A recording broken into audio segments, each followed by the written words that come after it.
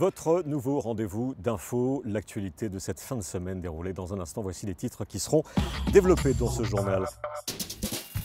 La formation en alternance, une formule qui a la cote dans le monde de l'entreprise de Monaco. Témoignage dans ce journal.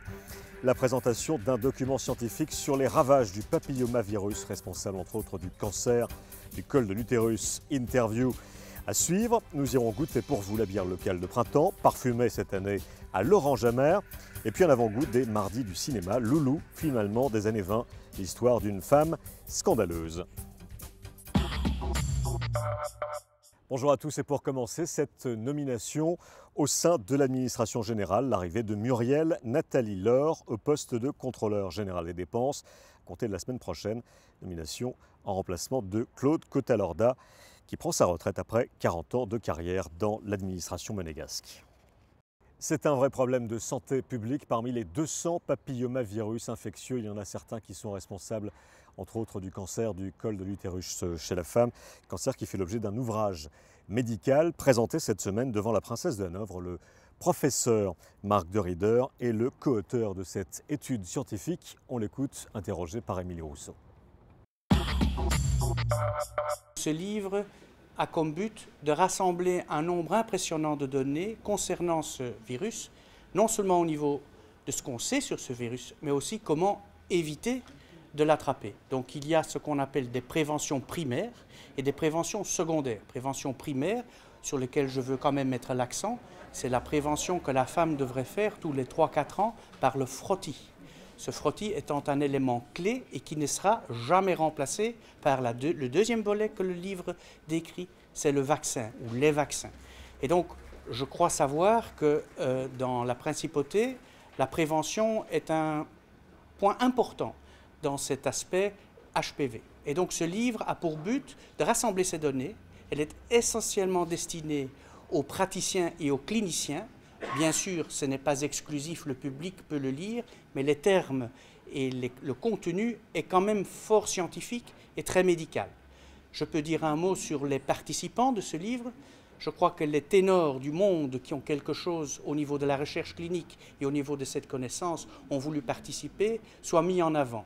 Nous, Franco Boruto et moi-même, nous avons eu le plaisir de connaître ces gens, mais nous avons réalisé avec ces gens, nous sommes donc des éditeurs, le sujet que je viens de vous décrire. En images, il y a désormais un nouveau consul honoraire du Pakistan à Monaco. Elle s'appelle Namira Salim.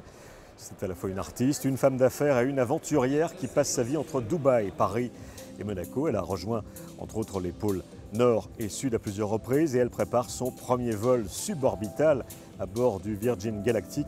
Narima Salim qui a choisi de célébrer l'inauguration officielle de son consulat au musée océanographique en présence, vous le voyez, des plus hautes autorités monégasques.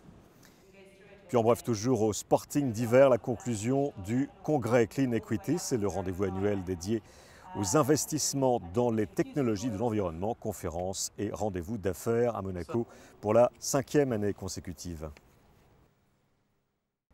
La formation en alternance, ce que l'on appelle aussi les contrats d'apprentissage, c'est une formule qui séduit de plus en plus de jeunes et d'entreprises qui y trouvent apparemment leur compte. Il s'agit d'alterner la formation théorique dans un établissement scolaire et formation pratique dans une entreprise ou institution. Reportage notamment dans une galerie d'art de Monaco qui bénéficie de ce dispositif. Reportage signé Christine Datomel. Entrée à l'Opéra Galerie en septembre 2010, Cristina Navarro a effectué durant 1 an une formation en alternance. La jeune femme a pu suivre ses études tout en travaillant à la galerie d'art, une bonne façon de mettre en pratique les théories acquises durant ses études. J'ai commencé mon alternance en fait avec un BTS, assistant de direction donc au Crédit Foncier de Monaco, où Madame Célario m'a aidé à trouver ce contrat. Et donc ensuite j'ai fait ces 2 ans. J'ai fait une licence où ils ne proposaient pas de contrat en alternance, donc j'ai dû arrêter pendant 1 an et faire un parcours initial. Et ensuite, je suis rentrée en master où là j'ai fait donc, ce contrat en alternance à Opéra Galerie. Je connaissais rien du tout dans l'art quand je suis arrivée ici et donc j'ai appris beaucoup de culture, ça c'est sûr. Ça fait 1 an, bientôt 1 an et demi maintenant que je suis ici. et tous les artistes contemporains, même les maîtres. Et tous les jours, on apprend quelque chose. Donc ça, c'est vraiment super de travailler en galerie. À l'issue de son contrat en alternance, en septembre dernier, Cristina Navarro a signé un CDI en tant qu'assistante marketing au sein de l'Opéra Galerie. Même si le travail de la jeune femme est centré sur l'administratif, il lui arrive aussi fréquemment de recevoir des clients, de vendre des œuvres d'art ou encore de répondre au téléphone. Être polyvalente était une nécessité pour le galeriste. On s'occupe effectivement des restaurations d'œuvres, des travaux dans la galerie, de toutes ces choses-là. Donc il fallait vraiment qu'on ait quelqu'un de très polyvalent, qui soit très conscient de l'éventail des tâches à faire dans la galerie. Et il fallait qu'on ait quelqu'un aussi qui soit présent sur l'année. Pour nous, c'est vraiment très important. On fait un métier, donc le métier de l'art, qui est un métier très très particulier. Ça ne s'apprend pas vraiment dans les écoles. Il y a effectivement 2-3 écoles qui parlent de formation, mais en réalité, on a vu par expérience qu'il vaut mieux qu'on ait quelqu'un à former. Didier Viltard a été séduit par ce dispositif puisqu'il vient de renouveler l'expérience avec un nouvel étudiant. Un outil d'insertion professionnelle efficace, Kenny Limon a quant à lui intégré la JM en tant que chargé de communication. J'ai commencé par un BTS en alternance aussi, puisque je pensais que c'était très intéressant justement d'allier la pratique à la théorie. Un BTS MUC, Management d'unité commerciale, que j'ai effectué dans une société de grande remise, donc à Monaco, en tant qu'assistant manager, pour ensuite débuter donc, cette licence en bachelor en marketing et communication au sein de la JM. Alors si vous aussi vous êtes intéressé par cette formule, que vous soyez étudiant ou entrepreneur, il vous suffit de vous rapprocher de la cellule Emploi Jeune. Les contrats d'apprentissage, c'est un dispositif qui n'est pas nouveau en principauté puisqu'il existe depuis 1963. Mais depuis une dizaine d'années, le service de l'emploi et la cellule Emploi Jeune notamment est plutôt proactive et se mettent à la hauteur des demandes des deux parties, à la fois les jeunes et les entreprises. On écoute Sophie Vincent du service de l'emploi. Chaque année, on signe 130 nouveaux contrats d'apprentissage en moyenne, ce qui fait qu'on a sur la principauté environ 200-250 apprentis qui tournent chaque année, qui sont intégrés chaque année dans les entreprises. La cellule Emploi Jeune reçoit une 60aine de jeunes par an qui cherchent à s'insérer par ce biais. Et elle en place environ 60% elle-même. Il faut savoir aussi que la cellule Emploi Jeune effectue un gros travail de suivi de ses apprentis puisqu'elle se rend en entreprise, elle effectue un suivi, elle prépare leur future insertion professionnelle. Et c'est vraiment un partenariat que l'on crée avec les entreprises également.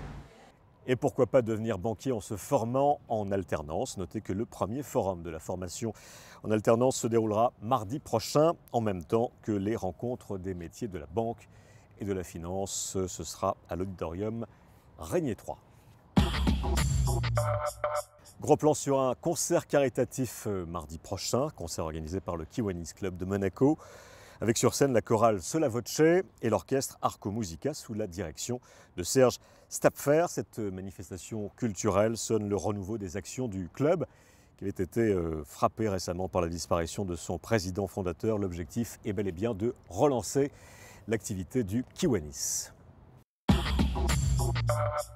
Je pense que chacun peut s'y reconnaître, appréciera, parce que nous avons voulu quelque chose de très varié. Alors pour le côté pratique, si vous voulez, nous ouvrons la location la veille, le lundi 2, de 10h du matin à 19h, et bien entendu toute la journée de mardi. Je ne sais pas si tu veux compléter. On essaie de recréer un événement annuel de manière à redonner une habitude aux gens qui nous suivent depuis pratiquement 25 ans, 26 ans, parce qu'on rappelle quand même qu'on était à l'origine de la rampe du cirque, de la première rampe avec M. Gondo. Et donc depuis quelque temps, on essaie de travailler sur un projet qui nous permette donc de redonner une dynamique aux Kiwanis et en même temps de récolter des fonds pour les enfants, parce que le but c'est toujours le fait de récolter des fonds pour des œuvres et en particulier pour les enfants. Cette soirée caritative dont ont parlé mes amis et collègues va aller à une action que nous n'avons pas encore définie, parce que nous ne savons pas du tout ce que nous allons récolter. Nous espérons le maximum. C'est pour ça que nous lançons un appel à la population, de telle manière à ce que ce presse le plus nombreux pour notre soirée du 3 avril. Oui, vous nous avez parlé d'actions en faveur d'une jeunesse toute proche avec le CHPG, Jeunes J'écoute. Mais il faut savoir aussi que vous avez une ouverture à l'international puisque tout récemment, vous aviez contribué avec vos moyens à aider un enfant à être opéré dans le cadre du collectif. C'est exact, avec le Kiwanis Club de Bamako, avec qui nous sommes en contact, je ne dis pas régulièrement, mais assez souvent. Et grâce à l'aide internationale, nous avons pu faire opérer une enfant du cœur. Ça va vous paraître une goutte d'eau dans une mer immense de solidarité, mais pour nous, c'est quelque chose d'extrêmement important. Voilà pour le Kiwanis, dossier préparé par Patricia Navarro. Et puis, suite de ce journal, avec cette info pratique, l'agenda des collectes de sang, 2 dates, 2 lieux à retenir pour la semaine prochaine. Pour ceux qui se sentent concernés, évidemment, voici d'ailleurs le programme complet du mois d'avril.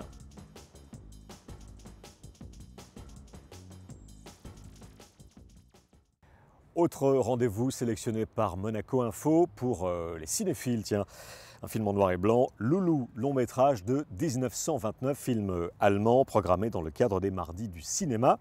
Vincent Vatrican, écoutez, nous raconte l'histoire de Loulou, cette femme par qui le scandale arrive. Ce film fait partie des films de Cinémathèque qui ont eu droit à plusieurs restaurations. Et la dernière en date, qui a été conduite à la fin des années 90 par la Cineteca di Bologna, a reconstitué le film en son entier, c'est-à-dire les 2h10. Du coup, on comprend beaucoup mieux pourquoi le scandale à l'époque, et puis, encore plus qu'auparavant, la beauté sidérante de Louise Brooks. Et j'insiste sur un point, c'est la modernité de son jeu. On est encore dans le muet. Beaucoup d'acteurs du muet ne passeront pas la rampe du parlant parce que l'apport du parlant a nécessité de changer leur jeu, qui n'était plus du tout en phase, etc. Du reste, c'est ce qui Louise Brooks n'a que très peu tourné dans le parlant, mais le jeu qu'elle a autant du muet, qui n'est pas du tout un jeu exagéré où on est obligé de forcer le trait pour se faire comprendre puisqu'il n'y a pas de dialogue, on est au contraire là dans quelque chose de presque épuré, et elle traverse ce film de manière absolument majestueuse.